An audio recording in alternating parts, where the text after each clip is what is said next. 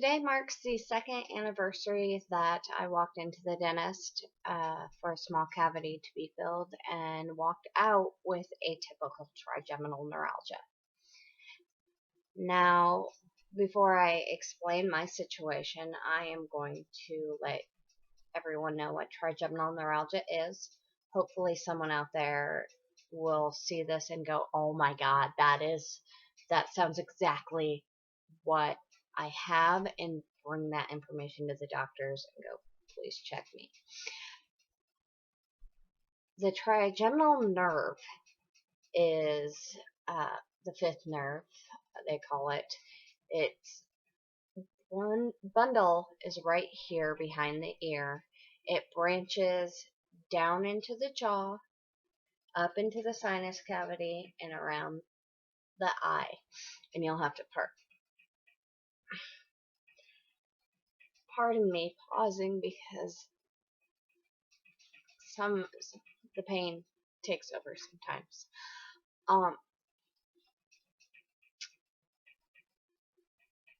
Now, some people only have pain in one branch or two.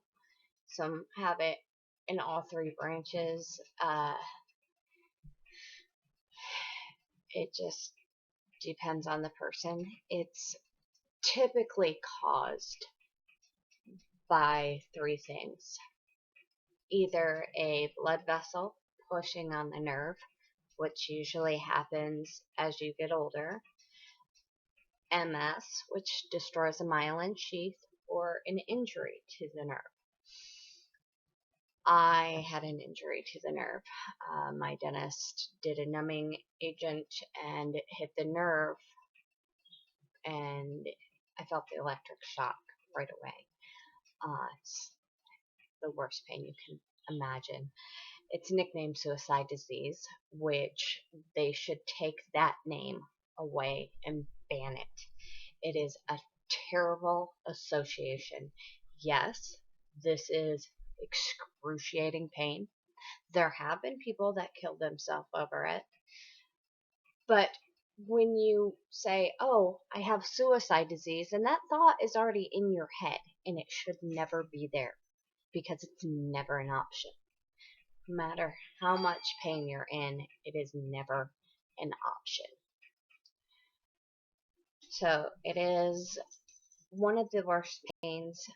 Doctors have found one of the worst pains known to mankind, as some doctors have put it.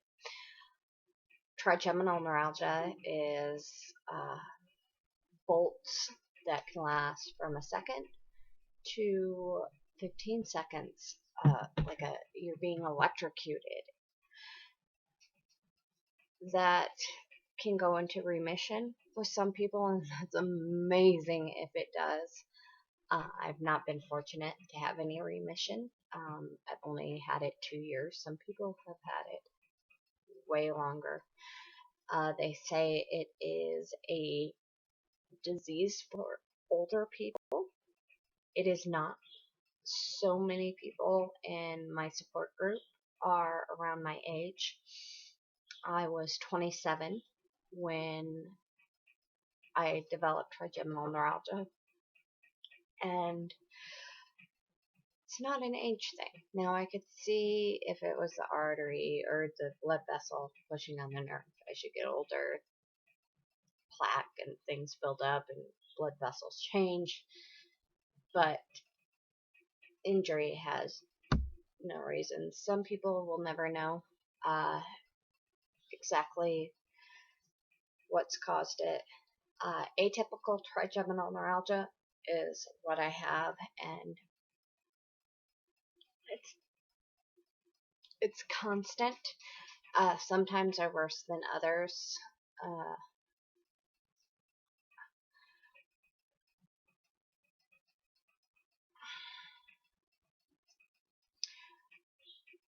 When I walked out of the dentist, I first got the electrocution, but it felt like a tooth that he didn't even do. It was on the same bottom jaw, but a couple teeth away, right in here, was being crushed, like my jaw was in a vice grip and it was just squeezing and squeezing and squeezing. That pain has never left, but it's okay. I have felt that pain, and I would take that pain over many of the other pains I feel. It is excruciating, but it is not as bad as some of them. I think the most annoying pain, where I just want to rip my face off, is when it feels like thousands of spiders with stilettos of fire crawling all over my face. And it's a painful, tickling, burning sensation. Sometimes it feels like a corkscrew is drilling into my ear or in my sinus cavity. Rarely do I ever have pain up in uh, the optical branch. Not sure that's what it's called, but when I do, it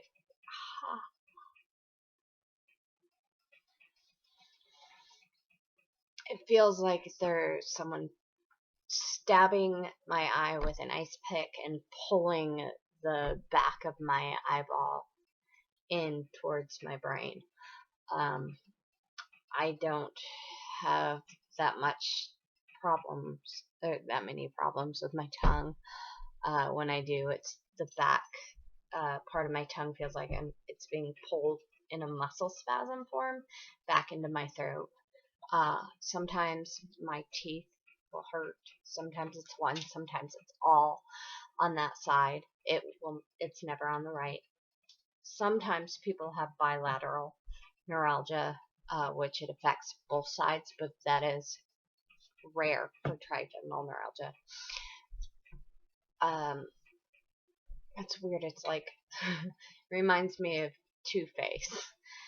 But anyway, yeah. So I've had the tooth that started the whole thing from the filling. I've had that pulled, and sometimes I'll get phantom pain.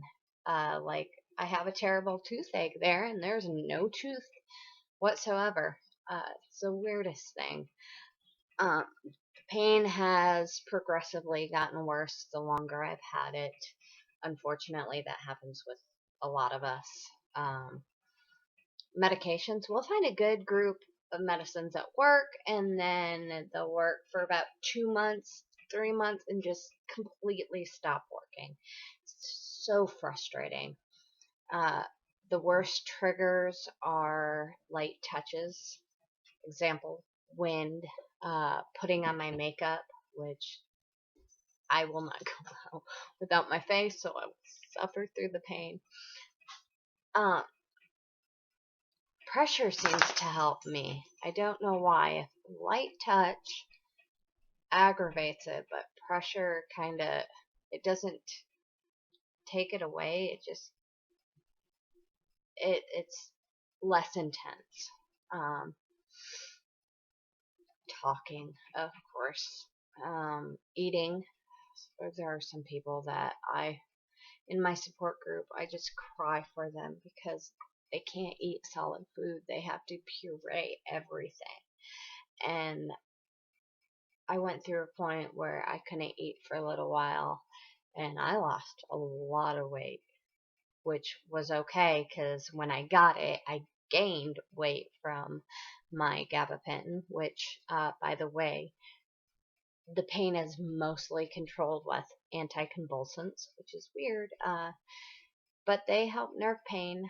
There's not a lot of medicine that really does help nerve pain, and what works for one might not work for the other.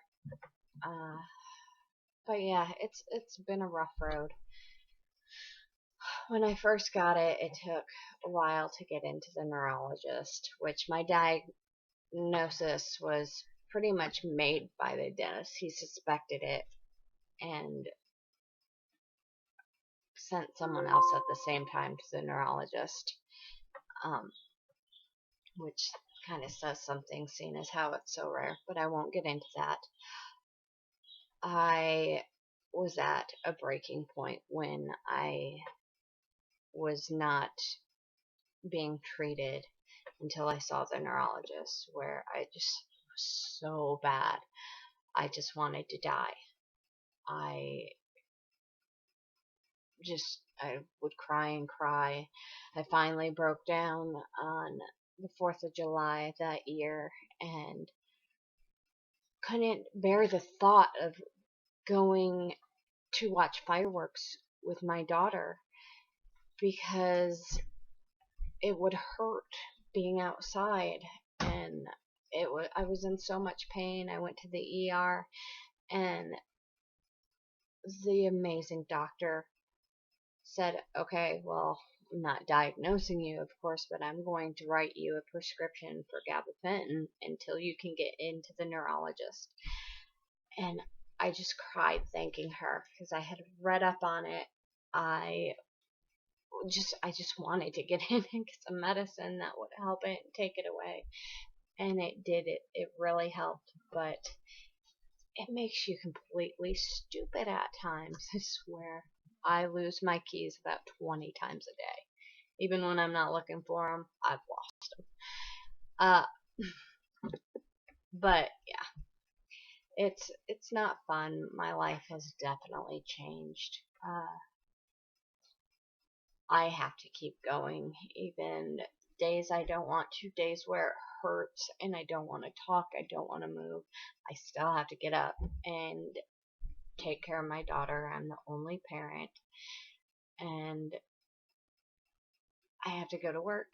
I still have to work because she needs me, and that keeps me going, and that pushes me, and that's a good thing. Um, she suffers though.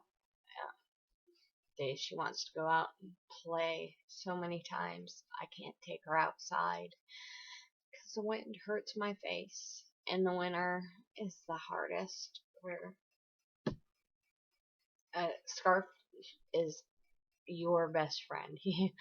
Yeah, I swear, I may as well have pet names for my scarves. I love them so much, and the summertime is coming now, and right now it's 80 degrees, but the breeze is still there. It's not as bad. It's the warm breezes are definitely not as bad as the cold breezes, but I want my scarf, and I've said screw it and gone out before with my scarf wrapped around when it's not cold, and people look at me like I'm crazy. So there are points where you just don't care how you look as long as you're not suffering.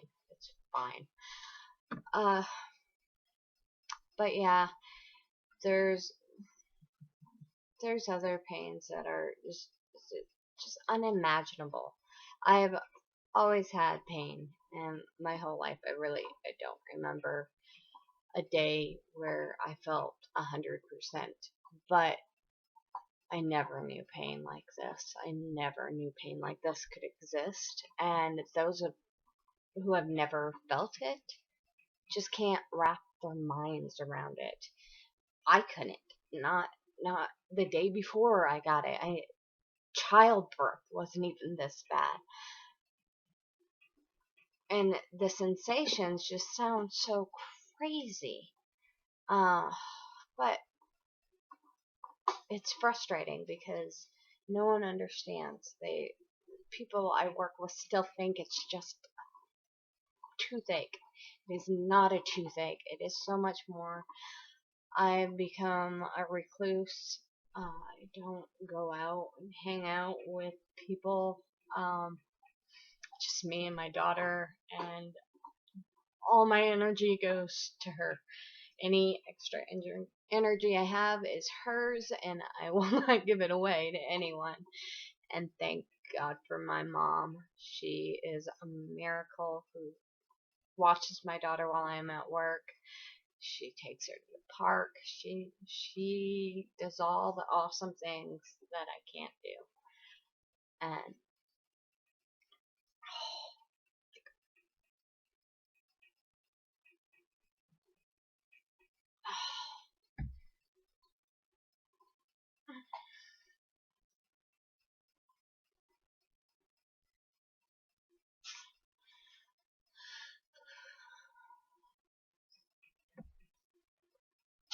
point I've talked too much where it's hurting too bad, but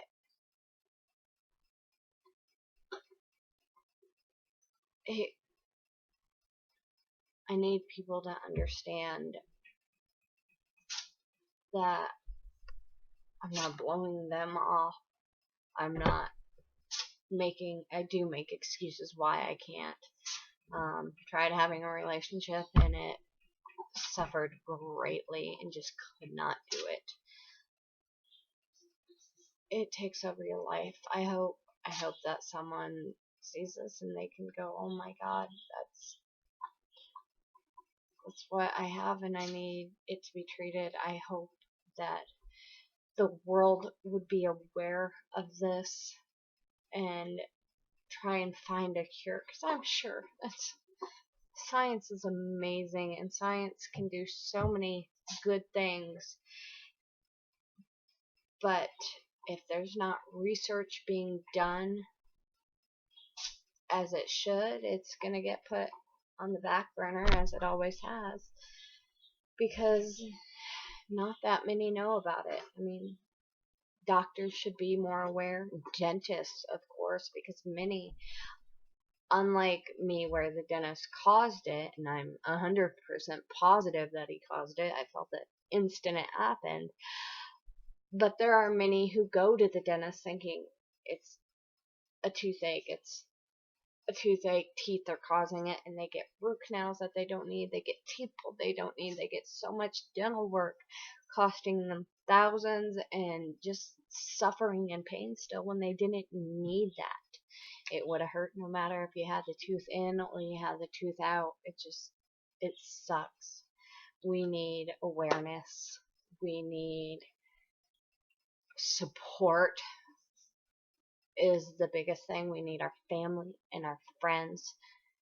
As frustrating as it is to them, they need to understand and be there for us, because it's bad enough we have to do this alone. If we have no one who understands, then it's harder to deal with it. And without them understanding, you sink further into depression. And I've seen people think, God, I finally found a support group, and they are amazing. But I've heard of their husbands wanting to leave because they just can't deal with it, because they can't get out of bed. Most likely, if that person was being more supportive, they would be out of bed. They would keep going. When you have support with anything, then it's much better to deal with. Anyway, I hope some of you find this helpful and do a little research into what your friends or family are going through, or yourself. I don't wish this on anyone, but wish that it would end. Thank you.